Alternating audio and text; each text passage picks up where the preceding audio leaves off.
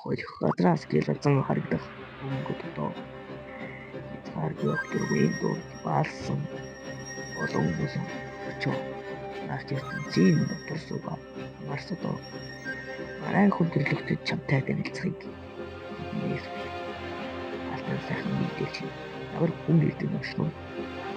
Уул ус цэцэг мөгч юугаар татсан бэ? Манай ертөнц шиг яаж хэлдэг юм. Нийгэм журмын байдал чимдэр огтсон үгүй юу? Хайдээс энэхүү дэлхий ямар өгдөг үзэх юм? Орчлон ертөнц гэдгийг чи мэднэ үгүй юу? Янагсал амарсал эндүүл аль зэрэг хурц вэ?